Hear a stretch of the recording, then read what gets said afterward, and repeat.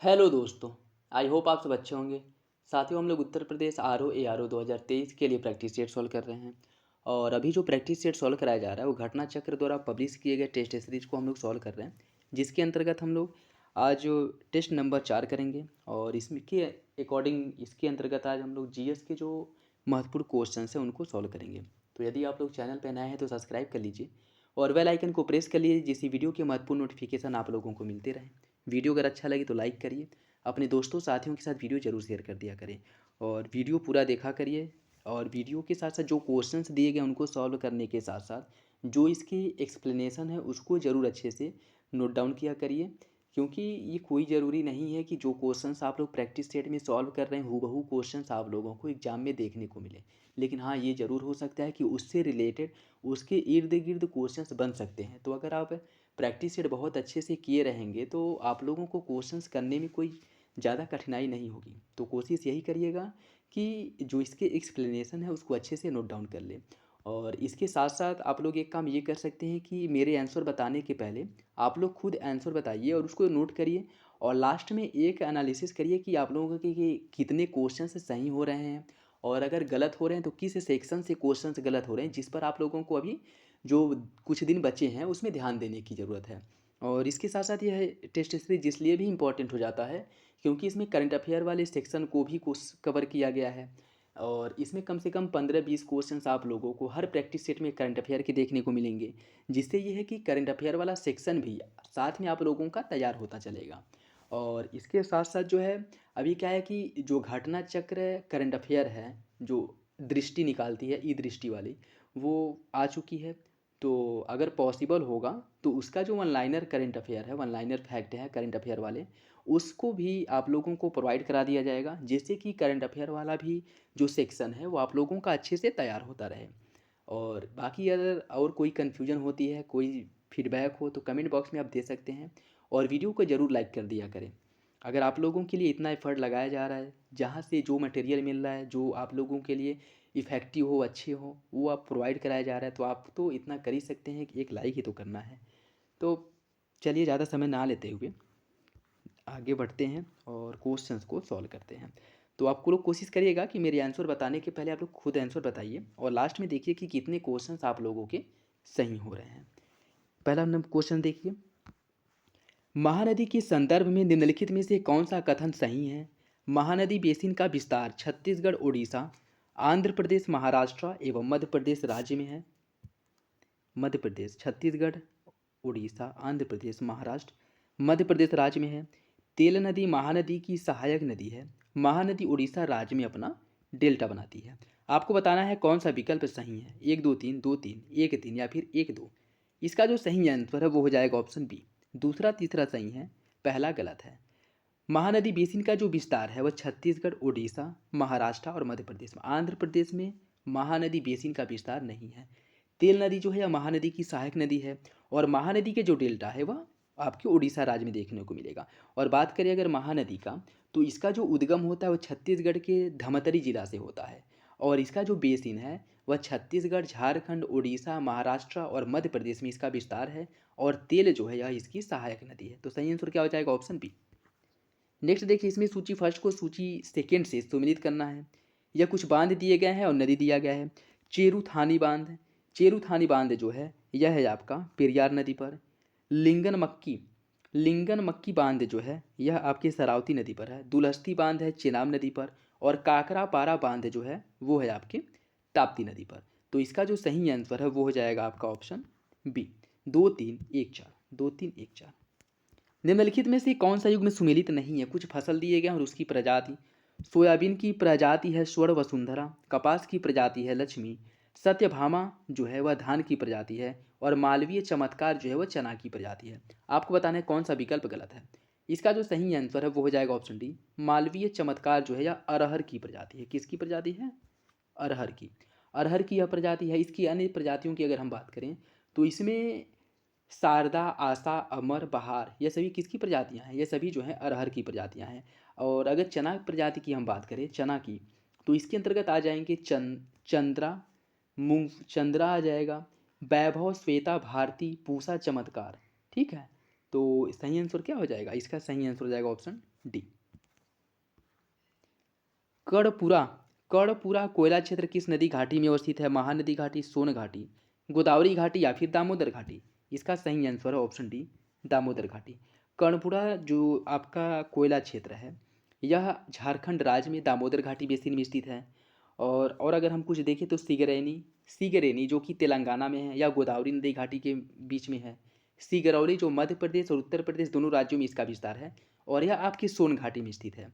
तलचर या तालचीर जो उड़ीसा राज्य में है, यह आपके महानदी घाटी में स्थित है।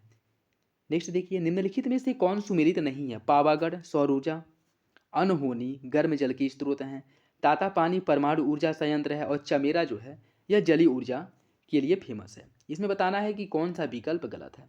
इसका सही आंसर हो जाएगा ऑप्शन सी, तातापानी। तातापानी की अगर हम बात करें तो यह छत्तीसगढ़ राज्य में स्थित भूतापीय ऊर्जा का महत्वपूर्ण एक प्रमुख केंद्र है, या कह सकते हैं कि यहाँ पे जो ऊर्जा उत्पादन का महत्वपूर्ण सोर्स है वह आपका भूतापीय ऊर्जा है, और यह आपके छत्तीसगढ़ राज्य में स्थित है। मणिकरण और ज्वालामुखी यह गर्म जल के स्रोत हैं, और यह दोनों आपके हिमाचल प्रदेश राज्य में है। तपता पानी भी गर्म जल का स्रोत है, लेकिन यह कहाँ पे है? उड़ीसा में है। और लखपत जो है गुजरात में, और कुलधारा राजस्थान में, और धनुषकोटी कहाँ पे? यह आपके तमिलनाडु में है। लेकिन हिमाचल प्रदेश में है मणिकरण ज्वालामुखी, तपता पानी उड़ीसा में है, लखपत जो है गुजरात में है, और कुलधारा जो है वो राजस्थान में। ये सब क्या है? ये सभी जो है गर्म जल के स्रोत हैं। तो सही आंसर हो जाएगा ऑप्शन सी। निम्नलिखित में से कौन परित्यक्त नगर नहीं है? लखपत, कुलधारा, धनुषकोटी या फिर मुक्तेश्वर? इसका जो सही आंसर है वो हो जाएगा ऑप्शन डी, मुक्तेश्वर। मुक्तेश्वर जो है यह आपका परित्यक्त नगर नहीं है। ठीक है, मुक्तेश्वर परित्यक्त नगर नहीं है, और यह है कहाँ पे? यह आपके उत्तराखंड राज्य में स्थित है। माउंट ताल, माउंट एपो ज्वालामुखी का संबंध किस देश से है? मैक्सिको, फिलीपींस, इटली या फिर पेरू? इसका सही आंसर हो जाएगा ऑप्शन बी, माउंट ताल, माउंट एपो और माउंट मेचान, ये सब ज्वालामुखियाँ जो हैं यह आपकी फिलीपींस में हैं। जबकि कोलिमा, पोपो कैटेपिटल, पेरिकुटीन, यह आपके है मैक्सिको राज्य में, मैक्सिको में है। कोलिमा, पैपो कैटेपिटल, पेरिकुटीन मैक्सिको में है। विसुवियस और एटना यह इटली में है, और टबनकाया यह आपके पेरू में है। तो यह महत्वपूर्ण ज्वालामुखियाँ हैं, इन्हें भी याद रखिएगा। एल्यूसियन द्वीप पर किस देश का स्वामित्व है? रूस, डेनमार्क, नॉर्वे या फिर यूएसए? एल्यूसियन जो है यह अलास्का का पार्ट है, और अलास्का अमेरिका का पार्ट है। तो सही आंसर हो जाएगा ऑप्शन डी। जापान की राजधानी टोक्यो किस द्वीप पर स्थित है? होकाइडो, होन्शु, शिकोकू या फिर क्यूशू? इसका जो सही आंसर है वो हो जाएगा ऑप्शन बी, होन्शु, जो इन चारों द्वीपों में सबसे बड़ा द्वीप है, और यहीं पर जापान की राजधानी है। ठीक है, टोक्यो। इसका क्रम भी पूछ लेता है, यूपीपीसीएस में इसका क्रम पूछा था एक बार। तो इसका अगर हम बात करें उत्तर से दक्षिण, इसका जो क्रम है उत्तर से दक्षिण इसका क्रम में पहले आएगा होकाइडो, होन्शु, शिकोकू और क्यूशू। पहले होकाइडो आएगा, और लास्ट में जो आएगा वो क्यूशू आएगा। ठीक है, होकाइडो, होन्शु, शिकोकू और क्यूशू, यह उत्तर से दक्षिण इन द्वीपों का भी क्रम है, और जो इसकी राजधानी टोक्यो है वह होन्शु द्वीप पर स्थित है। निम्नलिखित में से कौन सा कथन सही नहीं है? थाईलैंड, इंडोनेशिया, वियतनाम रबड़ के प्रमुख उत्पादक देश हैं। ब्राज़ील, वियतनाम तथा इंडोनेशिया कॉफ़ी के प्रमुख उत्पादक देश हैं। मोका कॉफ़ी ब्राज़ील में उगाई जाती है। ब्राज़ील के कहवा बागानों को फजेंडा कहा जाता है। इसका बताना है कौन सा विकल्प गलत है। इसका सही आंसर हो जाएगा ऑप्शन सी, मोका कॉफ़ी। मोका कॉफ़ी के लिए प्रसिद्ध जो है वो ब्राज़ील नहीं बल्कि यमन है। यमन में बड़ी मात्रा में कह सकते हैं कि व्यापक रूप से जो है मोका कॉफ़ी की कृषि की जाती है। ऑप्शन सी सही हो जाएगा। वर्ष 2023-24 का बजट कितनी प्राथमिकताओं पर केंद्रित है? 5, 7, 9 या फिर 11? इसका सही आंसर हो जाएगा ऑप्शन बी, यह 7 प्राथमिकताओं पर केंद्रित है, जिसे सप्तऋषि कहा गया है। 7 प्राथमिकताओं पर केंद्रित है, जिसे सप्तऋषि कहा गया था।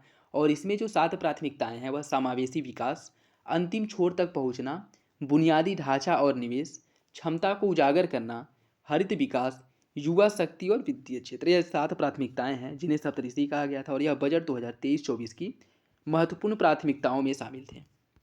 भारत के वर्ष 23-24 के बजट में उल्लिखित मिष्टी योजना का संबंध किससे है? तटीय पर्यावास से, हरित गृह, हरित ऋण कार्यक्रम से, शहरी अवसंरचना से या फिर उपयुक्त में से कोई नहीं? इसका सही आंसर हो जाएगा ऑप्शन ए, इसका जो संबंध है वो तटीय पर्यावास से है, और जिसके अंतर्गत जो मैंग्रोव पहल तटीय पर्यावास में ठोस आमदनी के लिए मैंग्रोव पहल की शुरुआत की गई थी। ऑप्शन ए हो जाएगा। Global economic prospectus GEP report किसके द्वारा प्रकाशित किया जाता है? विश्व बैंक, अंतर्राष्ट्रीय मुद्रा कोष, विश्व आर्थिक मंच या फिर संयुक्त राष्ट्र विकास कार्यक्रम। इसका सही आंसर हो जाएगा option A. Global economic prospectus report जो है विश्व बैंक द्वारा प्रकाशित किया जाता है। ऑप्शन ए सही है। और इकोनॉमिक आउटलुक रिपोर्ट जो है यह अंतर्राष्ट्रीय मुद्रा कोष प्रकाशित करता है। और ग्लोबल कॉम्पिटिटिवनेस रिपोर्ट जो है यह विश्व आर्थिक मंच द्वारा प्रकाशित किया जाता है। यह रिपोर्ट याद रखिएगा, और इसका प्रकाशन किस संस्था द्वारा किया जाता है यह याद रखिएगा, ठीक है, क्योंकि इससे क्वेश्चन जो है एक दो क्वेश्चन आप लोगों को एग्जाम में डेफिनेटली देखने को मिलेंगे, ठीक है। तो global economic prospectus report GEP जो है वह विश्व बैंक द्वारा प्रकाशित होता है। इकोनॉमिक आउटलुक रिपोर्ट जो वर्ल्ड इकोनॉमिक आउटलुक रिपोर्ट है इसका प्रकाशन अंतर्राष्ट्रीय मुद्रा कोष IMF द्वारा किया जाता है। और ग्लोबल कॉम्पिटिटिवनेस रिपोर्ट जो है यह विश्व आर्थिक मंच वर्ल्ड इकोनॉमिक फोरम द्वारा किया जाता है। ऑप्शन ए इसका सही हो जाएगा। निम्न युग्मों में से कौन सा युग्म सुमेलित नहीं है? भारतीय जीवन बीमा निगम की स्थापना 1960 में की गई थी। भारतीय औद्योगिक वित्त निगम IFCI की 1948 में। भारतीय स्टेट बैंक SBI की 1955 और भारतीय औद्योगिक विकास बैंक IDBI की 1964। आपको बताना है कौन सा विकल्प गलत है। इसका जो सही आंसर है वो हो जाएगा ऑप्शन ए। LIC की जो स्थापना है वो 1960 नहीं 1956 ईस्वी में LIC की स्थापना की गई थी। अन्य विकल्प जो दिए गए हैं वो सही है। गौतम बुद्ध के बारे में सही कथन किया पर विचार कीजिए। इन्हें एशिया का ज्योतिपुंज कहा जाता है। बुद्ध के नैतिक एवं सिद्धांत से संबंधित जो प्रवचन है उसे सुत्त पीटक में संकलित किया गया है। और इन्होंने वैदिक धर्म को स्वीकार किया था। आपको बताना है कौन सा विकल्प गलत है। इसका जो सही आंसर है आपको बताना है इसमें कौन सा विकल्प सही है। इसका जो सही आंसर है वो हो जाएगा ऑप्शन बी। पहला दूसरा सही है, तीसरा गलत है। वैदिक धर्म में बहुत कुरीतियाँ, अंधविश्वास ये सब होने की वजह से जो है उसमें से जातिवाद, भेदभाव ये सब चरम अवस्था में थी उस समय, जिस समय बुद्ध काल में। तो इन्होंने इसे स्वीकार नहीं किया था और यही वजह है कि उस समय वैदिक धर्म बहुत ज़्यादा मतलब अतिक्रियावादी था, जिस कारण बहुत से अधिक लोग जो निम्न वर्ग के लोग थे वह वैदिक धर्म से बौद्ध धर्म की ओर पलायन किए। और उस समय बौद्ध धर्म जो है वह बहुत अधिक उसका विस्तार हो गया था, ठीक है। इन्हें एशिया का ज्योतिपुंज कहा जाता है और सुत्त पीटक में इनके नैतिक सिद्धांत और प्रवचन जो हैं उसे दिया गया है। और एशिया का ज्योतिपुंज जो कहा जाता है, एडविन आर्नोल्ड ने गौतम बुद्ध की जीवन पर आधारित एक पुस्तक लिखी थी, द लाइट ऑफ एशिया, इसकी रचना की थी, जिसमें इनके द्वारा जो है इसे एशिया का ज्योतिपुंज कहा गया था। तो इसका सही आंसर हो जाएगा ऑप्शन बी। पहला दूसरा सही है। महाभारत तथा पुराणों में मालिनी किसका प्राचीन नाम है? गिरिव्रज, इंद्रप्रस्थ, वैशाली या फिर चंपा। इसका सही आंसर हो जाएगा ऑप्शन डी। चंपा का जो प्राचीन नाम है वह मालिनी था। चंपा जो कि अंग महाजनपद की राजधानी थी और वर्तमान समय में यह बिहार के भागलपुर और मुंगेर जिले के अंतर्गत जो क्षेत्र आता है वह जो है प्राचीन काल में चंपा थी। ऑप्शन डी हो जाएगा। निम्नलिखित में से कौन सा युग में सुमेलित नहीं है? कनिष्क का रवतक अभिलेख, स्कंदगुप्त का भीतरी अभिलेख, पुलकेशिन द्वितीय का ऐहोल अभिलेख, कुमारगुप्त फर्स्ट का तक्षशिला अभिलेख। इसका जो सही आंसर वो हो जाएगा ऑप्शन डी। तक्षशिला अभिलेख जो है यह पतीक एक शासक हुआ करता था, पतीक था, जिसका अभिलेख जो है वह तक्षशिला अभिलेख है। अन्य विकल्प आपके सही हैं। वह ग्रंथ जिसे तमिल साहित्य का बाइबिल कहा जाता है, नंदी कलम्बकम, मणिमेकलय, पेरिया पुराणम या फिर कूरल। इसका सही आंसर हो जाएगा ऑप्शन ए, कूरल। कूरल को जो है तमिल साहित्य का बाइबिल कहा जाता है, जिसकी जो रचना है तिरुवल्लुवर द्वारा की गई थी। इसकी रचना किसके द्वारा की गई थी? तिरुवल्लुवर द्वारा। और इसे तमिल साहित्य का बाइबिल कहा जाता है। इसकी रचनाएं पूछ लेता है तो याद रखिएगा। किस संप्रदाय का केंद्र तमिलनाडु के तोताद्री में था? रामानुज संप्रदाय, निम्बार्का संप्रदाय, महापुरुषिया संप्रदाय या फिर महानुभाव संप्रदाय। इसका जो सही आंसर है वो हो जाएगा ऑप्शन ए, रामानुज संप्रदाय जो है इसका जो केंद्र था तमिलनाडु के तोताद्री में था। और इसकी अगर हम बात करें, रामानुज संप्रदाय की जो मठ है इसे श्री संप्रदाय मठ के नाम से भी जाना जाता है।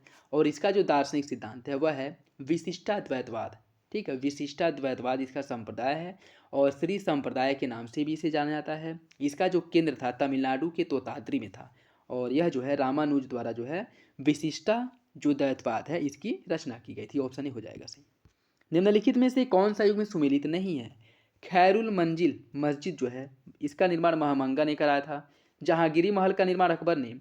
अटाला मस्जिद का निर्माण जो है इब्राहिम शाह सरकी ने कराया था। और एतमादुद्दौला के मकबरे का जो निर्माण है वह शाहजहां ने कराया था। आपको बताना है कौन सा विकल्प गलत है। इसका सही आंसर हो जाएगा ऑप्शन डी। इत्मादुद्दौला के मकबरे का जो निर्माण है वह जहांगीर ने करवाया था, न कि शाहजहां ने। तो सही आंसर हो जाएगा ऑप्शन डी। निम्नलिखित में से कौन सा कथन सही नहीं है? भारत में पहला चाय बागान 1835 में लगाया गया था और असम चाय कंपनी की जो स्थापना की गई थी 1839 में की गई थी। भारत में पहली प्रयोगात्मक रेल लाइन जो चलाई गई थी 1849 में बिछाई गई थी और 1850 ईस्वी के बाद सिंचाई व्यवस्था का कार्य सैनिक बोर्ड की देखरेख में उसे सौंप दिया गया था। इसमें आपको बताना है कौन सा विकल्प गलत है। इसका सही आंसर हो जाएगा ऑप्शन डी। 1850 के बाद नहीं बल्कि 1850 के पहले सिंचाई व्यवस्था का जो कार्य है वह सैनिक बोर्ड की देखरेख में किया जाता था।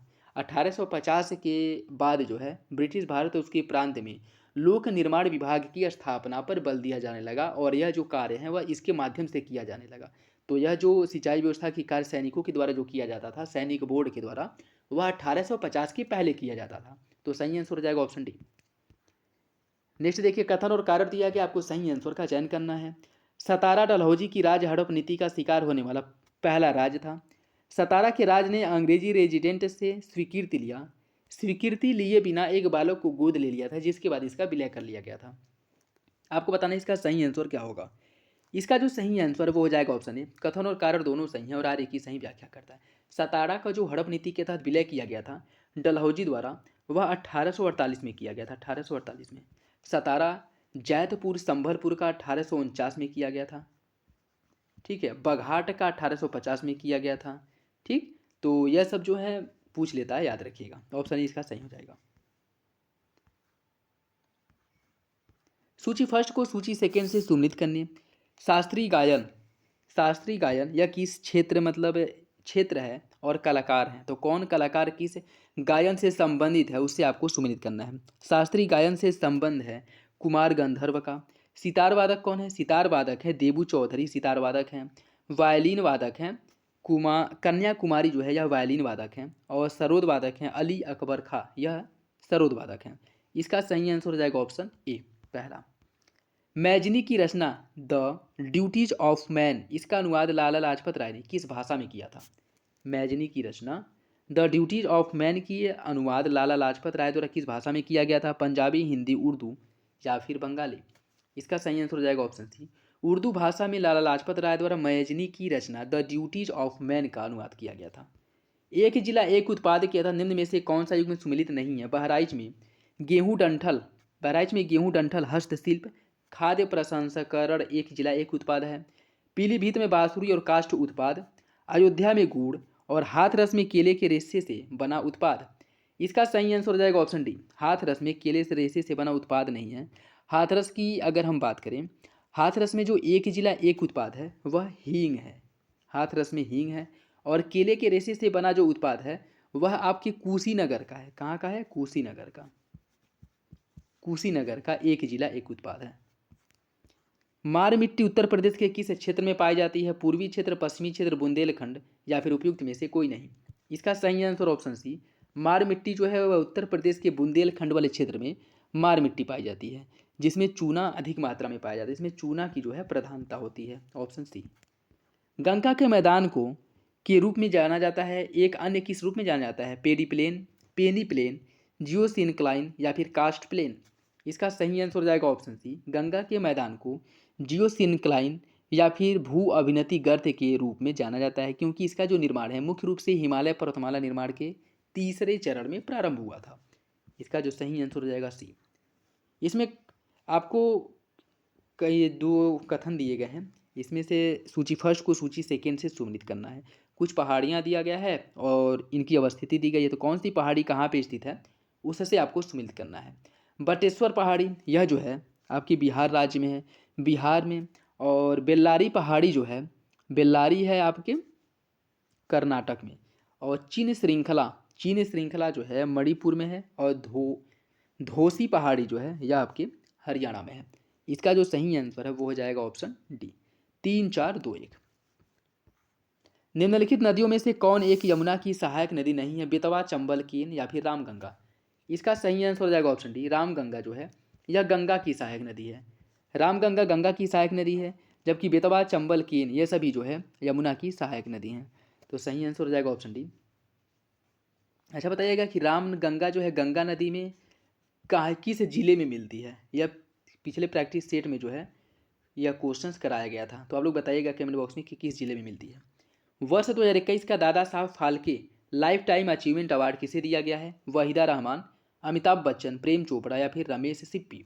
इसका सही आंसर हो जाएगा ऑप्शन ए। वाहिदा रहमान को 2021 का 53वां दादा साहब फाल्के पुरस्कार दिया गया है। ऑप्शन ए हो जाएगा। हाल ही में किस अफ्रीकी देश में सैन्य तख्तापलट हुआ है। तंजानिया, गैबोन, जायरे या फिर जिम्बाब्वे। इसका सही आंसर ऑप्शन बी गैबोन में तख्तापलट किया गया है। और यहाँ के राष्ट्रपति अली बोगो ओडिम्बा इनके खिलाफ जो है चुनाव धोखाधड़ी के आधार पर जो है तख्तापलट करके इनको जो है नज़रबंद या कह सकते हैं कि बंदी बना लिया गया था। तो ऑप्शन बी हो जाएगा। सूची फर्स्ट को सूची सेकंड से सम्मिलित कर दिए। कुछ ऊर्जा संयंत्र दिए गए हैं और ऊर्जा के प्रकार दिए गए हैं। चमेरा, चमेरा ऊर्जा संयंत्र, इसकी अगर हम बात करें यह कहाँ पे है।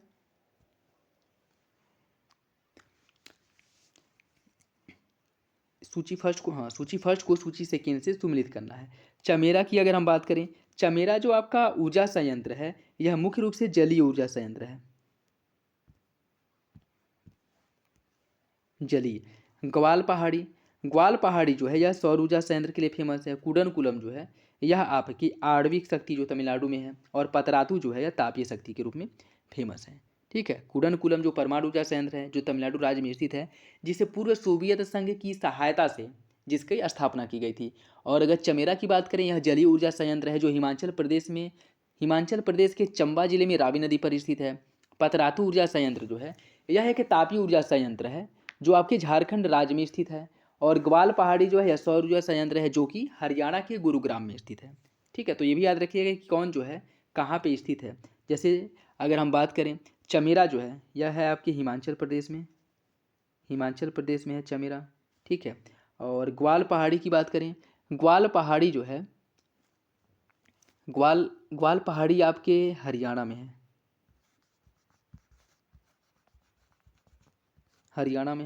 कुडनकुलम है तमिलनाडु में, और पतरातू जो है वो झारखंड में है। ठीक, तो याद रखिएगा। नेक्स्ट देखिए, राष्ट्रीय अंतर्देशीय नौवहन संस्था अवस्थित है पटना, कोलकाता, गोवा या फिर गोमुख उत्तराखंड। इसका जो सही आंसर वो हो जाएगा ऑप्शन है। यह जो है आपके पटना में स्थित राष्ट्रीय अंतर्देशीय नौवहन संस्थान पटना में स्थित है, जिसकी स्थापना की गई थी 2004 में इसकी स्थापना की गई थी। निम्नलिखित में से कौन सा एक जलोढ़ मरुमध्य अंतर्राष्ट्रीय तिथि रेखा के सबसे निकट है। मलक्का, बेरिंग, फ्लोरिडा या फिर जिब्राल्टर। इसका सही आंसर हो जाएगा ऑप्शन बी। बेरिंग जल संधि जो है यह अंतर्राष्ट्रीय तिथि रेखा के सबसे निकट है। Option B. Great artesian basin किस देश में है। अमेरिका, ऑस्ट्रेलिया, रूस या फिर ब्राजील। इसका सही आंसर हो जाएगा ऑप्शन बी। जो ग्रेट आर्टिजन बेसिन है यह आपके ऑस्ट्रेलिया में स्थित है। हिंद महासागर में सागर धाराओं की नियमित दिशा में परिवर्तन के लिए निम्नलिखित कारकों में से कौन सा एक उत्तरदायी है। हिंद महासागर एक अर्ध महासागर है। हिंद महासागर में मानसूनी प्रवाह पाया जाता है। हिंद महासागर एक स्थल परिबद्ध महासागर है। हिंद महासागर में लवणता में अपेक्षाकृत अधिक भिन्नता पाई जाती है। इसका जो सही आंसर वो हो जाएगा ऑप्शन बी। हिंद महासागर में मानसूनी हवाएं चलती हैं जो महासागरीय धाराएं हैं उनको निर्धारित करती हैं। तो सही आंसर हो जाएगा ऑप्शन बी। कोरल रीफ या जीवाश्म पट्टी प्रायः कहाँ पाई जाती है। 18 डिग्री सेंटीग्रेड से ऊपर शीतोष्ण जलवायु क्षेत्र में, कर्क और मकर रेखा के बीच तटीय क्षेत्रों में, महाद्वीप एवं द्वीपों के पूर्वी और पश्चिमी दोनों तटों पर या फिर ठंडे प्रदेशों पर। इसका सही आंसर क्या होगा। इसका जो सही आंसर है वो हो जाएगा ऑप्शन बी।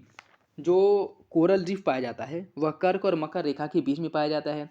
30 डिग्री उत्तरी एवं 30 डिग्री दक्षिणी अक्षांशों के बीच में जो है ज़्यादातर, और यह भी यहाँ पे महाद्वीपों के पश्चिमी तट पर मुख्य रूप से यह पाए जाते हैं। ठीक है, वर्तमान विश्व में किस प्रजाति के सदस्यों की संख्या सबसे अधिक है। निग्रोइड, मंगोलायड, ऑस्ट्रेलाइड या फिर कॉकेशियस। इसका सही आंसर हो जाएगा ऑप्शन डी। कॉकेशियाई जो है यह वर्तमान समय में पूरे विश्व में इन्हीं प्रजातियों की संख्या सबसे अधिक है। ठीक, म्यांमार का पेंगू योमा क्षेत्र किस खनिज का प्रमुख उत्पादक है। टीन, चांदी, खनिज तेल या फिर तांबा। इसका जो सही आंसर है वो हो जाएगा ऑप्शन सी। यह जो है खनिज तेल के लिए फेमस है और यह मुख्य रूप से आपके इरावदी और सिताउंग नदी के बीच में स्थित है और खनिज तेलों के उत्पादन के लिए यह इम्पोर्टेंट है। सितंबर 2023 में भारत में संपन्न हुए G20 शिखर सम्मेलन का मुख्य विषय क्या है। वसुधैव कुटुंबकम, यह जो इसकी थीम थी। G20 शिखर सम्मेलन में G20 में शामिल होने वाला नवीनतम जो सदस्य है वह अफ्रीकन यूनियन है। इसी के साथ जो सदस्यों की संख्या है वह 21 हो गई है। और अगर देशों की बात करें तो याद रखिएगा देश 19 है +2 21, ठीक है। एक है अफ्रीकी यूनियन और एक यूरोपीय यूनियन, ठीक है। तो 2 यूनियन है और 19 देश हैं, ऑप्शन ए। 15वें ब्रिक्स सम्मेलन का आयोजन कहाँ पे किया गया था? भारत, चीन, दक्षिण अफ्रीका या फिर ब्राजील? इसका सही आंसर हो जाएगा ऑप्शन बी, साउथ अफ्रीका में 15वें ब्रिक्स सम्मेलन का आयोजन किया गया था। हाल ही में याक छुर्पी को जीआई टैग दिया गया है। इसका संबंध जो है किस राज्य से? हिमाचल प्रदेश, अरुणाचल प्रदेश, जम्मू कश्मीर या फिर लद्दाख? इसका जो संबंध है वो आपकी अरुणाचल प्रदेश से है, जिसे हाल ही में जीआई टैग दिया गया है। और यह जो है पश्चिमी कामेंग और तवांग जिले में पाई जाने वाली एक यॉक नस्ल की जो गाय है, जिसका और इसके दूध से जो है यॉक चुर्पी बनाया जाता है, ठीक है, इसके दूध से। और इसीलिए जो है यह फेमस है, क्योंकि यह जो है वहाँ का स्थानिक है। तो सही आंसर हो जाएगा ऑप्शन बी। निम्नलिखित कृषि पद्धतियों पर विचार कीजिए। समुच्च बांध, अनुपद सस्यन, शून्य जुताई वैश्विक जलवायु परिवर्तन के संदर्भ में उपयुक्त में से कौन मृदा में कार्बन प्रच्छादन संग्रहण में सहायक करेगा? 1 2 3, 1 2 3 या इनमें से कोई नहीं? इसका सही आंसर हो जाएगा ऑप्शन सी। तीनों विकल्प जो है वो आपके सही हो जाएंगे। ओजोन परत पृथ्वी के करीब ऊंचाई पर होती है, मतलब न्यूनतम जो है कितनी ऊंचाई पर ओजोन परत पाई जाती है? कह सकते हैं कि कहाँ से ओजोन परत की शुरुआत हो जाती है? 50 किलोमीटर, 30 किलोमीटर, 300 किलोमीटर, 2000 किलोमीटर या फिर 20 किलोमीटर? इसका जो सही आंसर है वो हो जाएगा आपका ऑप्शन डी, 20 किलोमीटर। वैसे देखा जाए तो यह समताप मंडल में मुख्यतः पृथ्वी की सतह से 15 से लेकर के 30 किलोमीटर की ऊंचाई के मध्य में आपका ओजोन परत का जो संघनन है, क्या कह सकते हैं कि इसकी जो सघनता है वह सबसे अधिक पाई जाती है, ठीक है। निम्नलिखित घटनाओं को उनके प्रारंभ के कालक्रम में व्यवस्थित करिए। वन्यजीव संरक्षण अभियान, यह जो है आपका 1972 में आया था। जैव विविधता, यह आया था 2002 में। प्रोजेक्ट टाइगर 1973 में इसकी शुरुआत की गई थी। और प्रोजेक्ट हाथी इसकी शुरुआत की गई थी 1992 में।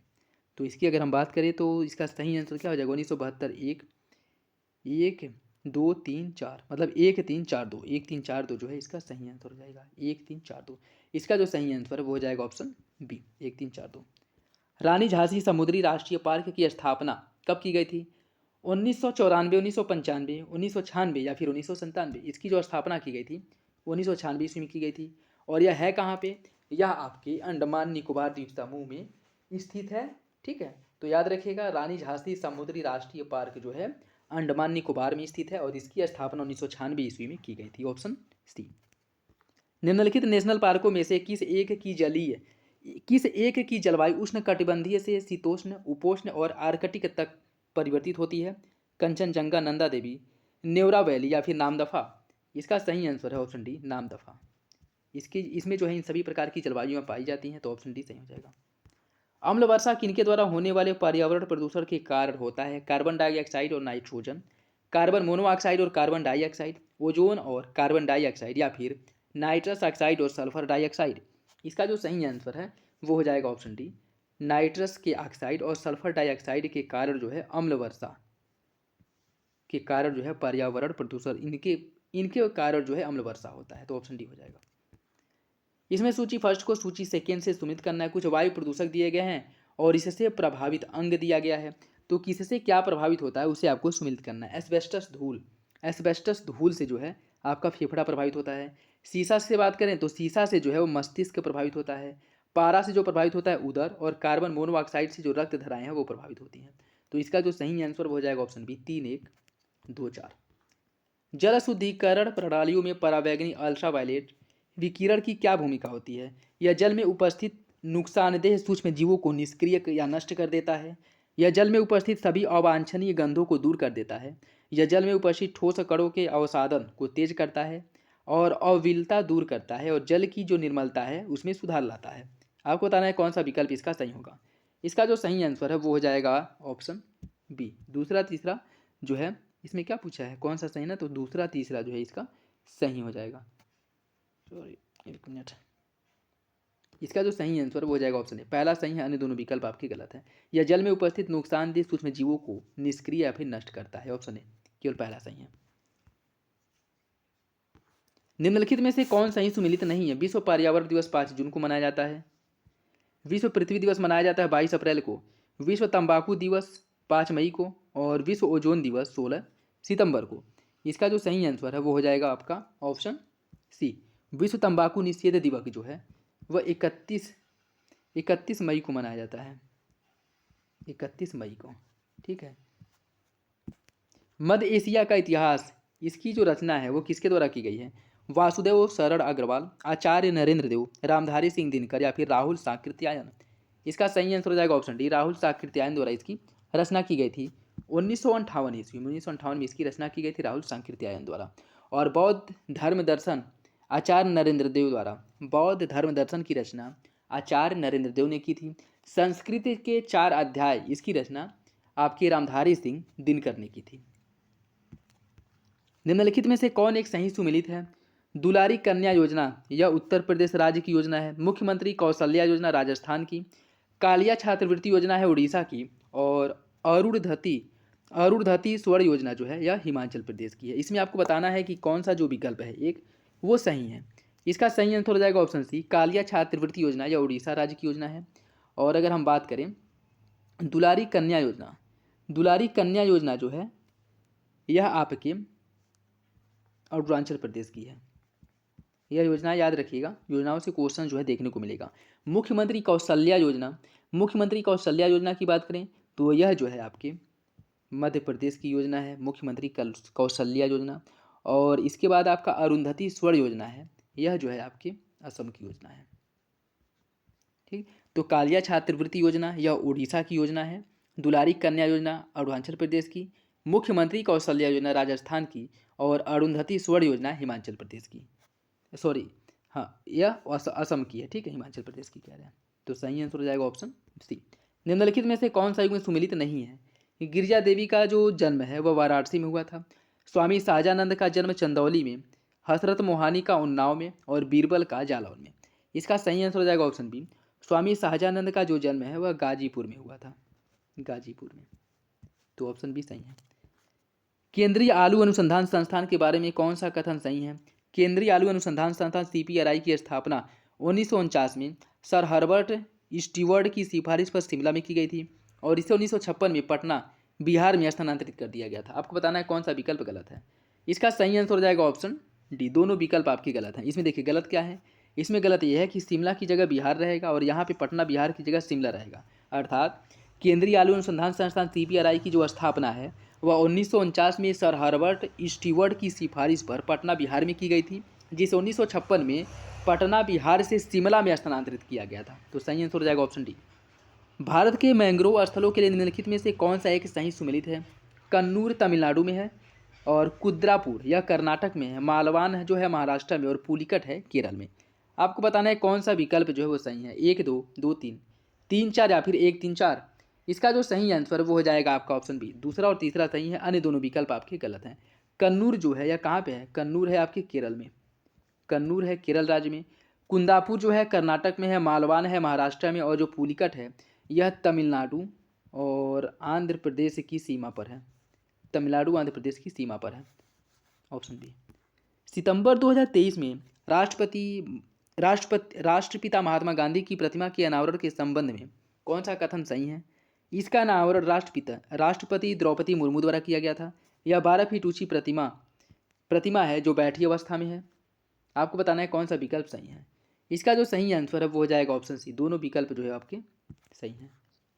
निम्नलिखित में से कौन सा एक सुमेलित नहीं है? होलोग्राफी तकनीक, डेनिस गैबर, BCS थ्योरी, अतिचालकता, केमरलिंग ओस, वाईफाई, हेरोल्ड हॉस।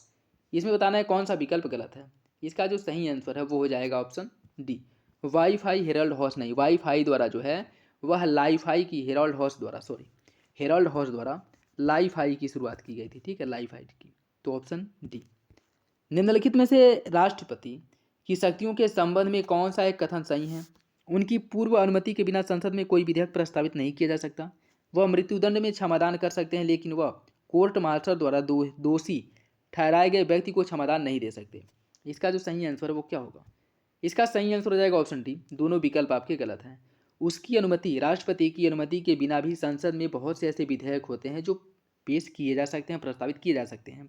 और राष्ट्रपति की जो क्षमादान की शक्ति है वह कोर्ट मार्शल में जो दोषी ठहराए जाते हैं उनके द्वारा भी इनको माफ़ किया जा सकता है। यह शक्ति जो है राज्यपाल को प्राप्त नहीं है, ठीक है, लेकिन राष्ट्रपति के पास यह शक्ति है। तो सही आंसर हो जाएगा डी। निम्नलिखित युग्मों में से कौन सा एक सही सुमेलित नहीं है? त्रिपुरा में जो विधानसभा की सदस्य सीटें हैं वो 60 ही हैं, असम में है 129, मणिपुर में 60 और मिजोरम में 40। आपको बताना है कौन सा विकल्प गलत है। इसका जो सही आंसर है वो हो जाएगा ऑप्शन बी। असम में जो विधानसभा की सीटें हैं वह 126 है, न कि 129। त्रिपुरा में 60 ही है, मणिपुर में 60 है और मिजोरम में 40 है। प्राकृतिक न्याय की अवधारणा भारतीय संविधान के किस अनुच्छेद में निहित है? अनुच्छेद 12, अनुच्छेद 13, अनुच्छेद 14 या फिर अनुच्छेद 15? इसका जो सही है वो हो जाएगा ऑप्शन सी। अनुच्छेद 14 में प्राकृतिक न्याय की अवधारणा जो है यह हमें देखने को मिलती है। राष्ट्रपति की अध्यादेश निर्गत करने की जो शक्ति है वह भारत सरकार अधिनियम 1919, भारत सरकार अधिनियम 1935, भारत सरकार 1909 या फिर भारत सरकार 1947? इसका जो सही आंसर हो क्या होगा? इसका जो सही आंसर वो हो जाएगा ऑप्शन बी। भारत सरकार 1935 के तहत जो है संविधान में जो राष्ट्रपति की अध्यादेश जारी करने की शक्ति ली गई है वह जो है भारत सरकार 1935 से प्रेरित है, ठीक है। तो इसका जो सही आंसर है वो हो जाएगा ऑप्शन बी। और इसका जो प्रावधान किया गया राष्ट्रपति की अध्यादेश जारी करने की शक्ति का वह अनुच्छेद 123 में किया गया है। संविधान सभा में वयस्क मताधिकार को 15 वर्ष के लिए स्थगित करने की बात किसके द्वारा की गई थी? डॉक्टर राजेंद्र प्रसाद, जवाहरलाल नेहरू, मौलाना अबुल कलाम आज़ाद या फिर डॉक्टर भीमराव अम्बेडकर? इसका सही आंसर हो जाएगा ऑप्शन सी। मौलाना अबुल कलाम आज़ाद ने वयस्क मताधिकार के आधार पर 15 वर्ष के लिए स्थगित करने की इसको सिफारिश की थी, जिसको खारिज कर दिया गया डॉक्टर राजेंद्र प्रसाद और जवाहरलाल नेहरू द्वारा। G20 शिखर सम्मेलन 2023 के दौरान नई दिल्ली के भारत मंडपम में स्थापित शिव नटराज की मूर्ति के संदर्भ में निम्नलिखित कथनों पर विचार कीजिए। यह मूर्ति अष्ट धातु की बनी है और यह 27 फुट ऊंची है। इसका जो निर्माण है वह तमिलनाडु के स्वामी मलाई के प्रसिद्ध मूर्तिकार राधा कृष्णन स्थापति और इनकी टीम द्वारा किया गया था। आपको बताना है कि इसमें से कौन सा विकल्प सही है। इसका जो सही आंसर है वो हो जाएगा ऑप्शन सी। दोनों विकल्प जो है वो सही है। निम्नलिखित में से कौन सा सही सुमेलित नहीं है? भारतीय संविधान के अनुच्छेद दिए गए हैं और संबंधित राज्य 371 क नागालैंड, 371 ख असम, 371 ग मेघालय, 371 घ Andhra Pradesh. A B C D, ठीक है। अगर हिंदी वाला समझ में ना आए तो इंग्लिश वाला आप लोग देख लीजिएगा, ठीक है। जो भी क्वेश्चंस में आपको डाउट हो उसमें देख सकते हैं, ठीक है। तो इसकी अगर हम बात करें इसका सही आंसर जो है वो हो जाएगा ऑप्शन सी, अनुच्छेद 371 ग। इसमें जो प्रावधान किया गया है वह मिलेगा आपको मणिपुर का, ठीक है। अनुच्छेद 371 में गुजरात और महाराष्ट्र के बारे में प्रावधान किया गया है, कह सकते हैं कि उन्हें विशेष राज्य का दर्जा दिया गया है। फिर से उनके बारे में वर्णन मिलेगा। 371 ए में नागालैंड, 371 बी में असम, 371 सी में मणिपुर, 371 डी में आंध्र प्रदेश, 371 ई में तेलंगाना, ठीक। किस वाद के फैसले में सर्वोच्च न्यायालय ने सर्वप्रथम घोषित किया कि उद्देशिका संविधान का भाग नहीं है? बेरुबारी, सज्जन सिंह, गोलकनाथ या फिर केशवानंद भारती? इसका सही आंसर हो जाएगा ऑप्शन ए। बेरुबारी वाद में सर्वोच्च न्यायालय ने यह घोषित किया था कि उद्देशिका संविधान का भाग नहीं है। और यह इनका वर्डक्ट आया कब था? 1960 ईस्वी में सुप्रीम कोर्ट का वर्डक्ट आया था। तो ऑप्शन ए हो जाएगा। निम्नलिखित में से कौन सी विशेषता भारतीय राजतंत्र की नहीं है? एक संविधान संगत सरकार, लोकतांत्रिक सरकार, विधि का शासन, सत्तावादी सरकार? इसका सही आंसर हो जाएगा ऑप्शन डी। ऑप्शन डी जो है वो सही है। G20 शिखर सम्मेलन 2023 जो नई दिल्ली में विदेश मेहमानों को दिए गए उपहारों में से एक जिगराना इत्र, इसका संबंध कहाँ से है? कन्नौज से, रायबरेली से, लखनऊ से या फिर जौनपुर से? इसका जो संबंध है वो कन्नौज से है। भारत के संविधान का निम्नलिखित में से कौन सा अनुच्छेद प्रेस की स्वतंत्रता से संबंधित है? अनुच्छेद 19, अनुच्छेद 20, अनुच्छेद 21 या फिर अनुच्छेद 22? इसका जो संबंध है वो हो जाएगा ऑप्शन ए, अनुच्छेद 19। अनुच्छेद 19 फर्स्ट सब क्लॉज क में इसे जो है अंतर्निहित किया गया है प्रेस की स्वतंत्रता को। ऑप्शन ए हो जाएगा। राज्य की नीति निर्देशक तत्वों के बारे में निम्नलिखित कथनों पर विचार कीजिए। यह तत्व देश के सामाजिक आर्थिक लोकतंत्र की व्याख्या करते हैं। इन तत्वों में अंतर्विष्ट उपबंध किसी न्यायालय द्वारा प्रवर्तनीय एनफोर्सिबल नहीं होगी। आपको बताना है इसका सही आंसर क्या होगा। इसका जो सही आंसर है वो हो जाएगा ऑप्शन सी। दोनों विकल्प आपके सही हैं। एक नागरिक के मूल कर्तव्यों में निम्नलिखित में से कौन से कर्तव्य नहीं है? प्राकृतिक पर्यावरण की रक्षा और उसका संवर्धन करना, स्वतंत्रता के लिए हमारे राष्ट्रीय आंदोलन को प्रेरित करने वाले उच्च आदर्शों को संजोए रखें और उनका पालन करें, अस्पृश्यता मिटाने की ओर प्रयास करें, वैज्ञानिक दृष्टिकोण, मानववाद और ज्ञानार्जन तथा सुधार की भावना का विकास करें। इसका जो सही आंसर है वो हो जाएगा आपका ऑप्शन सी। अस्पृश्यता मिटाने की बात की गई है अनुच्छेद 17 में, और यह अनुच्छेद 17 मौलिक अधिकार में, ठीक है, फंडामेंटल राइट में की गई है, ऑप्शन सी। यदि भारत के प्रधानमंत्री संसद के उच्च सदन के सदस्य हैं तो वे अविश्वास प्रस्ताव की स्थिति में अपने पक्ष में वोट नहीं दे सकते, वे निम्न सदन में बजट पर नहीं बोल सकेंगे, वे केवल उच्च सदन में ही जो वक्तव्य है वो दे सकेंगे, उन्हें प्रधानमंत्री पद की शपथ ग्रहण करने के बाद 6 महीने के अंदर निम्न सदन का सदस्य बनना पड़ेगा। आपको बताना इसका कौन सा आंसर सही होगा। वो हो जाएगा आपका ऑप्शन ए। तो जब अविश्वास प्रस्ताव उनके खिलाफ लाया जाएगा लोकसभा में तो यह वोट नहीं कर सकेंगे, अन्य सभी जो विकल्प हो सही हैं। निम्न नीचे दो कथन दिए गए हैं, कथन और कारण दिया गया, आपको सही आंसर का चयन करना है। राज्यसभा का विघटन नहीं होता है, उसके यथासंभव 1/3 सदस्य हर दूसरे वर्ष सेवानिवृत्त हो जाते हैं। आपको बताना है इसका सही आंसर क्या होगा। इसका जो सही आंसर है वो हो जाएगा ऑप्शन ए। कथन और कारण दोनों सही हैं और आर एक ही सही व्याख्या करता है। भारतीय संसद किस रीति से प्रशासन पर नियंत्रण करती है? संसदीय समितियों के माध्यम से, विभिन्न मंत्रालयों की परामर्शदात्री समितियों के माध्यम से, प्रशासकों से आवधिक प्रतिवेदन भिजवा करके, या फिर कार्यपालिका को रीट जारी करने के लिए बाध्य करके। इसका जो सही आंसर वो हो जाएगा ऑप्शन ए। विभिन्न जो संसदीय समितियां हैं इनके माध्यम से भारतीय संसद जो है यह जो है प्रशासन पर नियंत्रण करती है, और इसके अंतर्गत जो आपकी जैसे लोक लेखा समिति, प्राक्कलन समिति, लोक उपक्रम समिति, जो महत्वपूर्ण समितियां हैं उनके माध्यम से नियंत्रण रखती है। कथन और कारण दिया गया है, सही आंसर का चयन करना है। विदेशी कानूनों की संवैधानिक वैधता के संबंध में भारत के सर्वोच्च न्यायालय की अनन्य अधिकारिता है। सर्वोच्च न्यायालय भारतीय संविधान का संरक्षक है। आपको बताना है कौन सा विकल्प सही है। इसका सही आंसर हो जाएगा ऑप्शन डी। पहला गलत है, दूसरा सही है।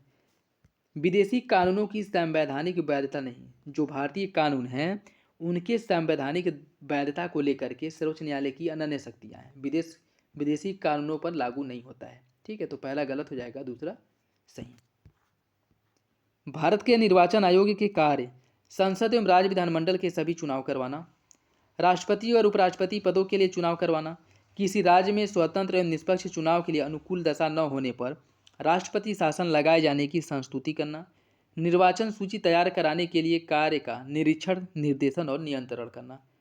इसमें देखिए अगर पूछा है सही क्या होगा तो तीसरा नहीं सही होगा, बाकी सब सही है, ठीक है। देखते हैं इसमें पूछा है कि कौन सा विकल्प सही है। देखिए इसका जो सही आंसर है वो हो जाएगा आपका ऑप्शन बी। पहला, दूसरा और चौथा सही है, तीसरा गलत है, क्योंकि ये जो इसकी सिफारिश है क्या कहते हैं आपातकाल लगाने की, इसकी सिफारिश चुनाव आयोग द्वारा नहीं किया जाता है, ठीक है। ऑप्शन बी हो जाएगा। G20 के प्रमुख कृषि वैज्ञानिकों की बैठक भारत की अध्यक्षता में 17 से लेकर के 19 अप्रैल 2023 के मध्य कहाँ पर हुई थी? कृषि वैज्ञानिकों की बात कर रहा है, ठीक है। वाराणसी, हैदराबाद, शिलोंग या फिर गोवा। इसका जो सही आंसर है वो हो जाएगा आपका ऑप्शन ए। वाराणसी में जो है इसका आयोजन किया गया था। नेक्स्ट देखिए, यहाँ से आपके रीजनिंग के क्वेश्चन शुरू हैं, तो मैं इनका जो है आंसर आपको बता दे रहा हूँ, बाकी आप लोग जो है क्वेश्चंस को सॉल्व कर लीजिएगा, ठीक है। क्वेश्चन नंबर 79, इसका जो सही आंसर है वो हो जाएगा आपका ऑप्शन डी। इसका जो सही आंसर वो हो जाएगा option D. Question number 80, option B. 81 का हो जाएगा सी, 82 का जो है ए हो जाएगा, 82 का ए हो जाएगा, और 83 का जो क्वेश्चन नंबर है वो हो जाएगा ऑप्शन बी। 84 का बी, 85 का जो सही आंसर वो हो जाएगा ऑप्शन सी, 86 का जो सही आंसर है वो हो जाएगा आपका ऑप्शन बी, और 87 का जो सही आंसर है वो हो जाएगा ऑप्शन बी, 87 का ऑप्शन बी, 88 का हो जाएगा ऑप्शन डी। और नेक्स्ट देखिए, स्टैचू ऑफ वन वेस संबंधित है आदि शंकराचार्य से, स्वामी विवेकानंद से, अटल बिहारी वाजपेयी से या फिर स्वामी दयानंद सरस्वती से। इसका जो सही आंसर है वो हो जाएगा ऑप्शन ए, स्टैचू ऑफ वनवेश। यह जो है आदि शंकराचार्य की प्रतिमा है और इसकी स्थापना कहाँ पे की गई है? मध्य प्रदेश में इसकी स्थापना की गई है, जिसे स्टैचू ऑफ वनवेश कहा गया है। और यह मध्य प्रदेश के ओकारेश्वर में जो मंदाता पहाड़ी है वहाँ पर किया गया। ठीक है, मध्य प्रदेश के ओकारेश्वर में स्टैचू ऑफ वनवेश का स्थापना किया गया है, जो आदि शंकराचार्य की प्रतिमा है। ठीक है, क्वेश्चन नंबर 90 का जो सही आंसर है वो हो जाएगा ऑप्शन ए। पहला WHO पारंपरिक चिकित्सा वैश्विक शिखर सम्मेलन अगस्त 2023 में, इसका आयोजन कहाँ पे किया गया था? गांधीनगर, कोलकाता, वाराणसी या फिर लखनऊ। इसका जो सही आंसर है वो हो जाएगा ऑप्शन ए, गांधीनगर गुजरात में जो है इसका आयोजन किया गया था। हेमंत एक दर्जन, यह देखिए रीजनिंग के क्वेश्चन हैं, तो इसका सही आंसर हो जाएगा ऑप्शन सी, 11। नेक्स्ट देखिए, यदि एक दी हुई समयावधि में कीमतें तथा मौद्रिक आय दोनों दोगुनी हो जाएं तो वास्तविक आय पर क्या प्रभाव पड़ेगा? यह दोगुनी हो जाएगी, आधी रह जाएंगी, अपरिवर्तित रहेगी, या फिर कीमतें वास्तविक आय को प्रभावित नहीं करती। इसका सही आंसर हो जाएगा ऑप्शन सी, अपरिवर्तित रहेगा। क्यों? क्योंकि कीमत के साथ साथ मौद्रिक आय में भी उसकी वृद्धि हो रही है। ठीक है, तो ऑप्शन सी जो है सही हो जाएगा। भारत में धीमी कृषि विकास गति के लिए निम्नलिखित में से कौन प्रभावी कारक है? ग्रामीण निर्धनता, शहरी निर्धनता, कुशल श्रमिक या फिर शहर से गांव की ओर पलायन। इसका सही आंसर है ऑप्शन ए, ग्रामीण निर्धनता जो है यह भारत में धीमी कृषि विकास के लिए जिम्मेदार है। गन्ने की उचित एवं लाभदायक लाभप्रद कीमत FRP को निम्नलिखित में से कौन अनुमोदित करता है? आर्थिक मामलों की मंत्रिमंडलीय समिति, कृषि लागत और कीमत आयोग, कृषि मंत्रालय का विपणन और निरीक्षण निदेशालय या फिर कृषि उत्पाद विपणन समिति। इसका सही आंसर है ऑप्शन ए, आर्थिक मामलों की मंत्रिमंडलीय समिति द्वारा FRP का अनुमोदन किया जाता है। ठीक है, FRP का अनुमोदन किया जाता है CCEA द्वारा, CCEA द्वारा था। जो FRP का अनुमोदन है वह आर्थिक मामलों की मंत्रिमंडलीय समिति द्वारा किया जाता है। और अगर पूछ ले MSP का जो अनुमोदन है वह किसके द्वारा किया जाता है? तो जो MSP का अनुमोदन है इसका समर्थन की, इसका जो संस्तुति दी जाती है या फिर से इसका जो अनुमोदन किया जाता है वह कृषि लागत एवं मूल्य आयोग द्वारा किया जाता है। ठीक है, CACP द्वारा, ये याद रखिएगा, इंपॉर्टेंट है। FRP का जो अनुमोदन है वह CCEA द्वारा किया जाता है, अर्थात आर्थिक मामलों की मंत्रिमंडलीय समिति द्वारा। और कृषि लागत और कीमत आयोग द्वारा जो किया जाता है वह MSP का अनुमोदन किया जाता है। निम्नलिखित में से कौन सा अपने प्रभाव में सर्वाधिक मुद्रास्फीति कारक हो सकता है? सार्वजनिक ऋण की चुकौती, बजट घाटे के वित्तीयन के लिए जनता से उधार लेना, बजट घाटे के वित्तीयन के लिए बैंकों से उधार लेना, या फिर बजट घाटे की वित्तीयन के लिए नए मुद्रा का सृजन करना, नए करेंसी छापना। इसका सही आंसर हो जाएगा ऑप्शन डी, बजट घाटे के वित्तीयन के लिए नई मुद्रा का सृजन करना। यह मुद्रास्फीति की दर को जो है बहुत तेज कर देगा, बहुत अधिक कर देगा, ऑप्शन डी। विश्व मसाला कांग्रेस के 14वें संस्करण का जो आयोजन है यह कहाँ किया गया था? नवी मुंबई, नोएडा, वापी या फिर गांधीनगर। इसका जो आयोजन किया गया था वो महाराष्ट्र, मुंबई में किया गया था, नवी मुंबई में। जब भारतीय रिजर्व बैंक नगदी रिजर्व अनुपात में वृद्धि की घोषणा करती है तो इसका तात्पर्य क्या है? नगदी रिजर्व अनुपात अर्थात जब CRR में, कैश रिजर्व रेशियो में वृद्धि करने की बात करती है, वाणिज्यिक बैंकों के पास उधार देने के लिए कम मुद्रा होगी, भारतीय रिजर्व बैंक के पास उधार देने के लिए कम मुद्रा होगी, केंद्र सरकार के पास उधार देने के लिए कम मुद्रा होगी, या फिर वाणिज्यिक बैंकों के पास उधार देने के लिए कम मुद्रा होगी। इसका जो सही आंसर है वो हो जाएगा आपका ऑप्शन ए, वाणिज्यिक बैंकों के पास उधार देने के लिए कम मुद्रा होगी। क्यों? क्योंकि CRR की वृद्धि करने का मतलब ये है कि बैंकों के पास जो है रुपए में की कमी आएगी और CRR के रूप में पैसा जो है ज़्यादातर किसके पास जाएगा? RBI के पास जाएगा। आयुष्मान सहकार योजना, आयुष्मान सहकार योजना के बारे में निम्नलिखित में से कौन सा कथन गलत है? भारत के वित्त मंत्रालय ने इस योजना की शुरुआत की है। यह स्वास्थ्य के बुनियादी ढांचे के निर्माण में सहकारी सहायता करने की योजना है। यह मुख्य रूप से अस्पताल और स्वास्थ्य देखभाल तथा शिक्षा के बुनियादी ढांचे की स्थापना, आधुनिकीकरण, विस्तार, मरम्मत एवं नवीकरण को शामिल करता है। यह राष्ट्रीय सहकारी विकास निगम NCDC द्वारा तैयार किया गया है। इसमें आपको बताना है कौन सा विकल्प गलत है। इसका जो सही आंसर है वो हो जाएगा ऑप्शन ए, यह भारत के वित्त मंत्रालय द्वारा शुरू किया गया, गलत है।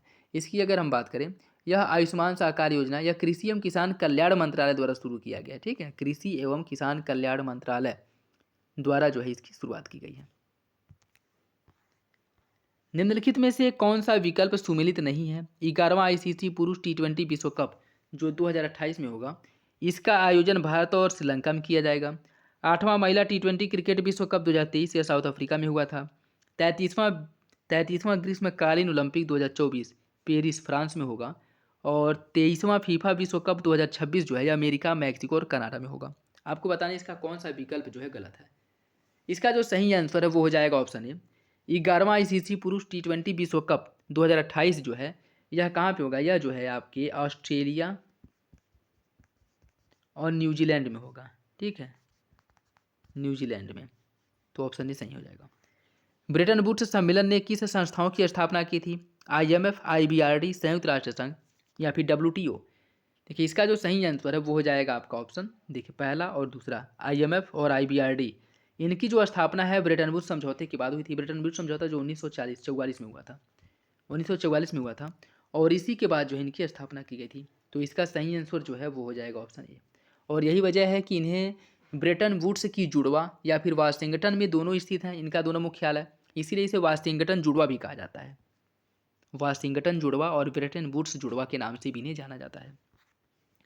निम्नलिखित में से कौन सा देश एशिया पैसिफिक ट्रेड एग्रीमेंट एप्टा का सदस्य नहीं है? लाओपीडियार, चीन, म्यांमार या फिर भारत? इसका जो सही आंसर हो जाएगा ऑप्शन सी, म्यांमार जो है, म्यांमार इसका सदस्य नहीं है। लाओपीडियार, चीन और भारत ये सभी जो है इसके सदस्य हैं।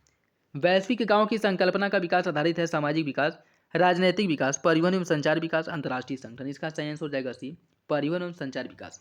क्योंकि अभी इस समय जो है नेटवर्क या कह सकते हैं कि जो संचार क्रांति हुई उससे एक देश के किसी कोने में क्या घटना घट रही है, क्या जो कुछ भी हो रहा है उसके बारे में हमें तुरंत जानकारी मिल रही है। और संचार साधन इतनी तीव्र हो गई है कि कुछ पल में, कुछ घंटों में जो है इंसान कहीं से कहीं जा सकता है। तो इसे जो है वैश्विक गांव की संकल्पना दी गई है, ऑप्शन सी। माल्थस के जनसंख्या सिद्धांत के अनुसार जनसंख्या में वृद्धि होती है ज्यामितीय क्रम में, अंकगणितीय क्रम में, हरात्मक क्रम में या फिर उपयुक्त में से कोई नहीं? इसका सही आंसर हो जाएगा ऑप्शन है ज्यामितीय क्रम में, ज्यामितीय या गुणात्मक क्रम में इसे कह सकते हैं। देखिए जैसे कि अंकगणितीय जो क्रम है वह 1, 2, 3 के हिसाब से बढ़ता है, लेकिन जो जनसंख्या है वह 2, 4, 8, 16 इससे ऐसे बढ़ती है। ठीक है, तो जो माल्थस का जनसंख्या सिद्धांत है वो ज्यामितीय या गुणात्मक भी कहीं कहीं देखने को मिलेगा आपको। ठीक है, ज्यामितीय या गुणात्मक क्रम में बढ़ती है। 21 से 25 सितंबर 2023 के मध्य पहली उत्तर प्रदेश अंतर्राष्ट्रीय व्यापार प्रदर्शनी, इसका जो आयोजन है 2023 में कहाँ किया गया था? वाराणसी, कानपुर, ग्रेटर नोएडा या फिर आगरा? इसका जो सही आंसर है वो हो जाएगा ऑप्शन सी, इसका जो आयोजन है वो ग्रेटर नोएडा में किया गया था।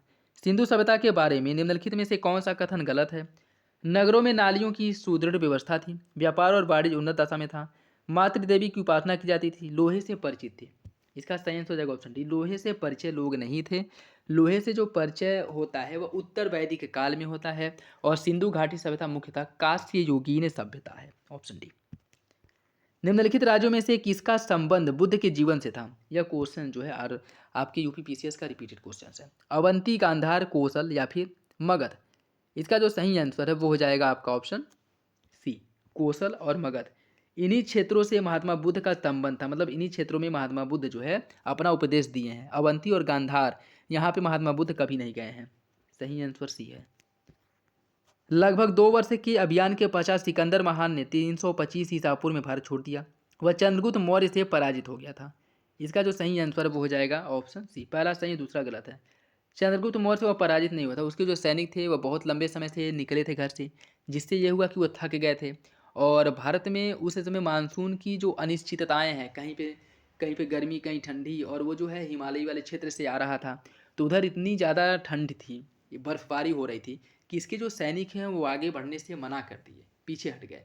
और यही वजह है कि सिकंदर जो है भारत पर आक्रमण किए बिना ही वापस चला गया था। ठीक है,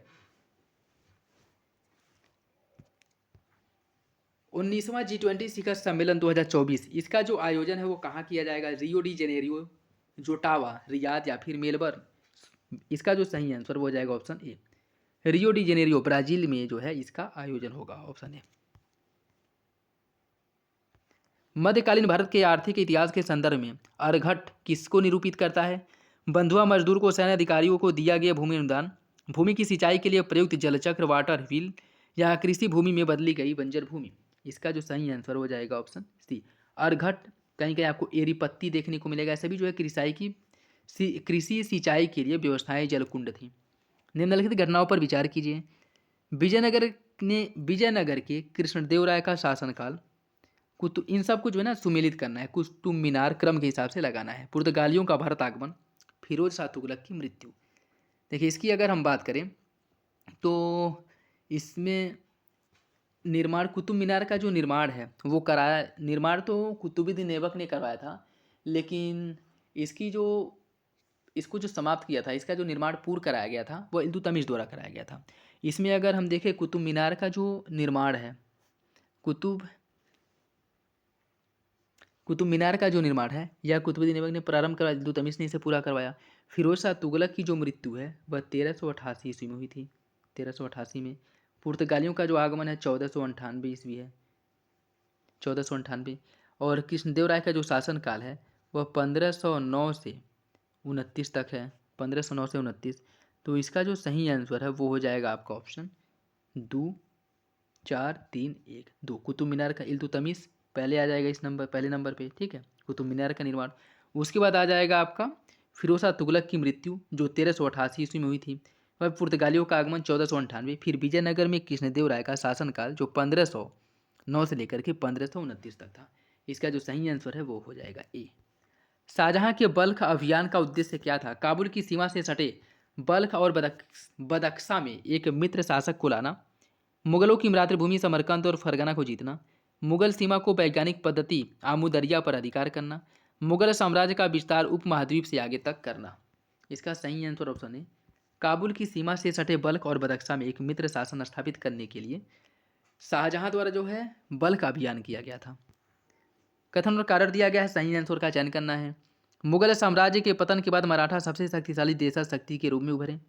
मराठा पहले शासक थे जिनके पास एकीकृत भारतीय राष्ट्र की संकल्पना थी। इसका जो सही आंसर है वो हो जाएगा ऑप्शन सी। पहला सही है, दूसरा गलत है। किसी के पास भी जब तक जो आधुनिक जो नेता हैं या कह सकते हैं कि बुद्धिजीवी वर्ग हैं, जब तक वो लोग 1857 की क्रांति उसके बाद जो है जाकर के कहीं जो एक देश एक राष्ट्र की संकल्पना है वो आई, उसके पहले किसी के अंदर भी या किसी साम्राज्य या किसी शासक के अंदर एक राष्ट्र की संकल्पना मतलब एक अखंड भारत की संकल्पना नहीं थी। वह अपने क्षेत्र को वरीयता देते थे और अपने क्षेत्र को बचाने के लिए अन्य जो पास पड़ोस के जो क्षेत्र थे, जो राज्य थे, उन पर आक्रमण करते थे, उनसे जो है दुश्मनी मोड़ लेते थे, ठीक है, आपस में लड़ते थे अपने क्षेत्र के लिए, न कि एक अखंड भारत के लिए। तो सही आंसर है ऑप्शन सी। इसमें सूची फर्स्ट को सूची सेकेंड से सम्मिलित करना है। रंपा विद्रोह, रंपा विद्रोह जो है यह आपका हुआ था 1879-80 में। पावना विद्रोह जो है 1873-76 में हुआ था।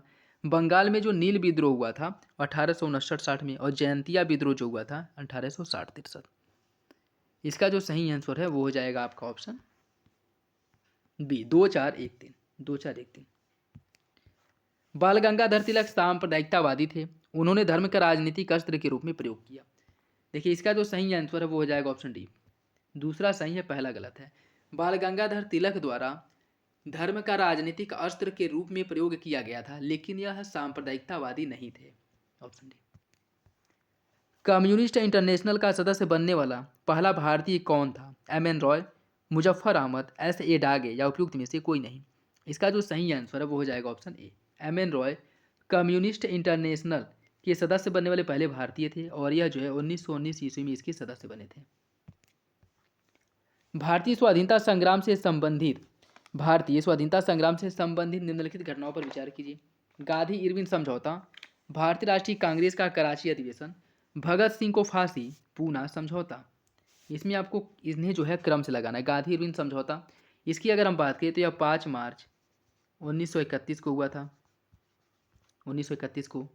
भारतीय राष्ट्रीय कांग्रेस का जो कराची अधिवेशन हुआ था यह जो है आपका 1929 से लेकर के 31 मार्च 1931 में हुआ था।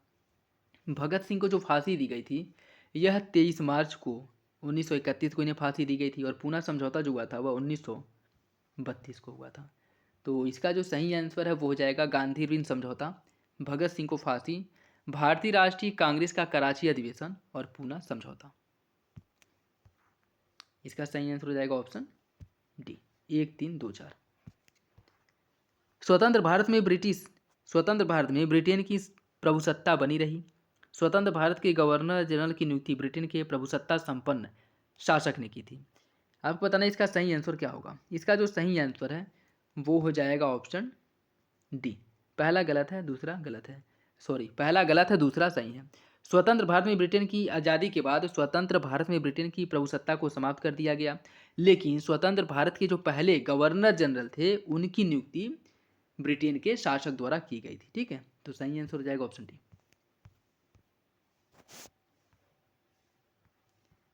इंपीरियल गजेटियर के संकलनकर्ता कौन थे? Colin Clark, William Wilson Hunter, Charles Elliot या फिर विलियम डिग्बी।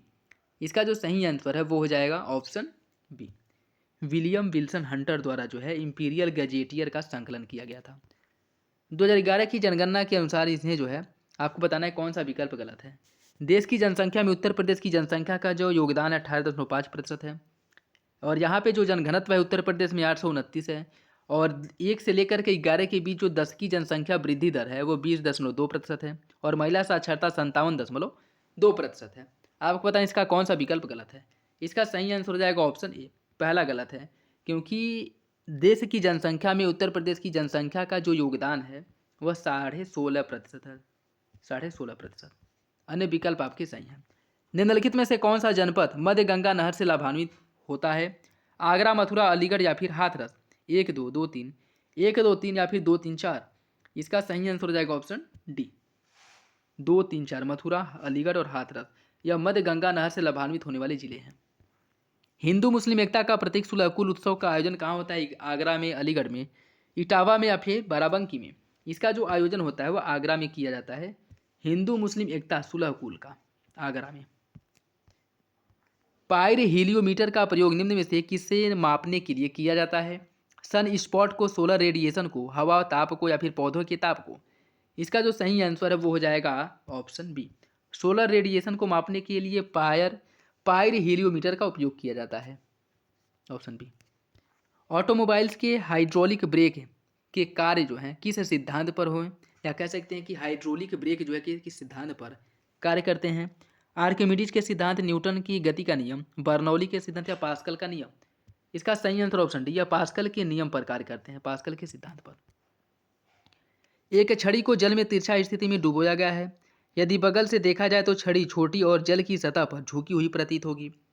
छड़ी से आने वाला प्रकाश का जल अणुओं से प्रकीर्णन होकर छड़ी के छोटी एवं झुकी हुई होने का आभास देता है। आपको बताना है इसका कौन सा विकल्प जो है वो सही है। इसका जो सही आंसर है वो हो जाएगा ऑप्शन सी, पहला सही दूसरा गलत है। यहाँ पे प्रकीर्णन नहीं, अपवर्तन होता है, अपवर्तन होता है। विश्व स्वास्थ्य संगठन के अनुसार एक नगर के लिए सुरक्षित जो ध्वनि प्रदूषण है, सुरक्षित जो ध्वनि है वह कितना डेसिबल है? 45, 50, 55 या फिर 60। WHO के अकॉर्डिंग जो है यह जो ध्वनि है जो सुरक्षित है वो 45 डेसिबल है, ऑप्शन ए, 45 डेसिबल को सुरक्षित माना गया है। निम्नलिखित में से कौन सा कथन सही है? 2023 में अक्रा को विश्व पुस्तक राजधानी के रूप में चुना गया है। 2024 में स्ट्रासबर्ग को विश्व पुस्तक राजधानी के रूप में चुना गया है। 2025 को रियो डी जेनेरियो को विश्व पुस्तक राजधानी के रूप में चुना गया है। सभी कथन सही हैं। आपको बताना है कौन सा विकल्प सही है। इसका सही आंसर हो जाएगा ऑप्शन डी, 2023 में अक्रा घाना को विश्व पुस्तक राजधानी के रूप में चुना गया है। 2024 में स्ट्रासबर्ग फ्रांस को विश्व पुस्तक राजधानी के रूप में, और 2025 में रियो डी जेनेरियो ब्राजील को विश्व पुस्तक राजधानी के रूप में इनका चयन हुआ है। डी हो जाएगा सही। निम्नलिखित में से कौन सा सही सुमिलित नहीं है? अंतरिक्ष अनुप्रयोग केंद्र यह अहमदाबाद में है। राष्ट्रीय दूर संवेदन केंद्र है हैदराबाद में। युवा राव उपग्रह केंद्र श्रीहरिकोटा में है, और विक्रम साराभाई अंतरिक्ष केंद्र है तिरुवनंतपुरम में। आपको बताना है इसका कौन सा विकल्प जो है वो गलत है। इसका जो सही आंसर हो जाएगा ऑप्शन सी, युवा राव उपग्रह केंद्र जो है यह आपके बेंगलुरु कर्नाटक में है,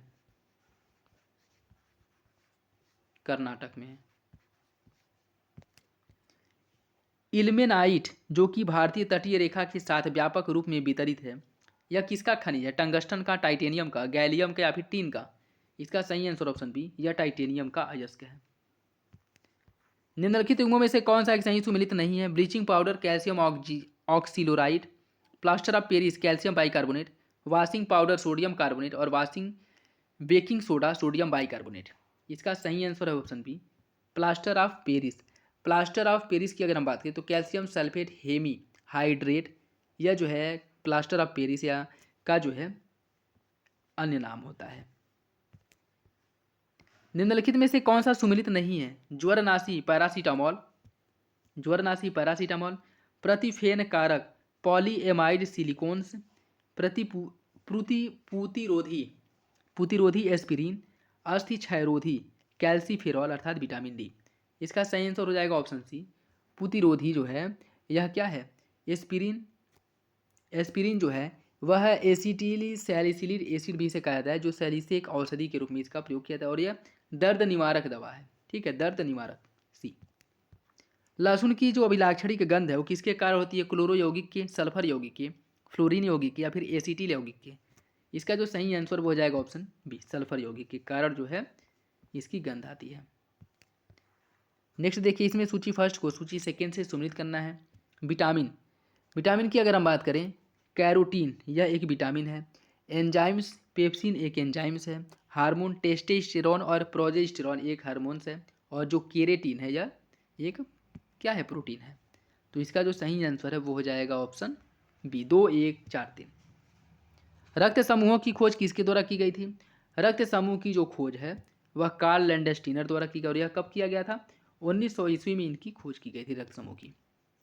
क्लोनल वरण का प्रयोग किया जाता है मूंगफली में, सरसों में, गेहूं में या फिर आलू में। इसका सही आंसर ऑप्शन डी, आलू में क्लोनल वरण का उपयोग किया जाता है। निम्नलिखित में से कौन सा जोड़ा सही है? डीएनए आणविक कैंची, लाइगेसेज आणविक कैंची, लाइगेसेज आणविक कैंची, लाइगेसेज आणविक सीवनकार और रेस्ट्रिक्शन आणविक सीवनकार एंड्रो न्यूक्लियोएजेज। आपको बताना इसमें से कौन सा विकल्प सही है। इसका जो सही आंसर है वो हो जाएगा ऑप्शन सी, लाइगेजेज आणविक सीविनकर। दोस्तों वीडियो अगर अच्छा लगे तो लाइक जरूर कर दिया करें। Stargazing the players in my life, इस पुस्तक की रचना जो है किसके द्वारा की गई है? Stargazing the players in my life, इसकी रचना की गई है ऑप्शन ए, रवि शास्त्री द्वारा। अंडर 16 सैफ फुटबॉल चैंपियनशिप 2023 के संदर्भ में निम्नलिखित कथनों पर विचार कीजिए। भारत ने बांग्लादेश को हरा करके यह जीत हासिल की है। इसका आयोजन भूटान के थिम्पू में किया गया था और इस टूर्नामेंट में 5 टीमों ने भाग लिया था। आपको बताना है कौन सा विकल्प सही है। इसका जो सही आंसर वो हो जाएगा ऑप्शन सी, पहला दूसरा सही तीसरा गलत है। इसमें जो है कुल 6 टीमों द्वारा भाग लिया गया था। निम्नलिखित में से कौन सा युग में सुमेलित नहीं है? आर वेंकटरमणी 15वें attorney general, lieutenant general Anil Chauhan, दूसरे chief of defence staff R Madhavan FTII society के अध्यक्ष, सुमन बेरी नीति आयोग के अध्यक्ष। इसका जो सही आंसर है वो हो जाएगा ऑप्शन डी, सुमन बेरी नीति आयोग के अध्यक्ष। यह गलत है। वैसे देखिए, सुमन बेरी इन्हें जो है 16वें वित्त आयोग का अध्यक्ष बनाया गया है और नीति आयोग का जो अध्यक्ष होता है वह पदेन होता है कौन? प्रधानमंत्री। जो प्रधानमंत्री होगा वो नीति आयोग का अध्यक्ष स्वतः बन जाता है।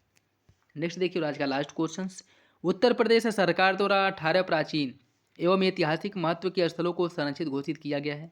इसमें कौन सा शामिल नहीं है? चंपत राय का महल झांसी, रानी का तालाब प्रयागराज, संत कबीर नगर कोट टीला, शाही पुल जौनपुर।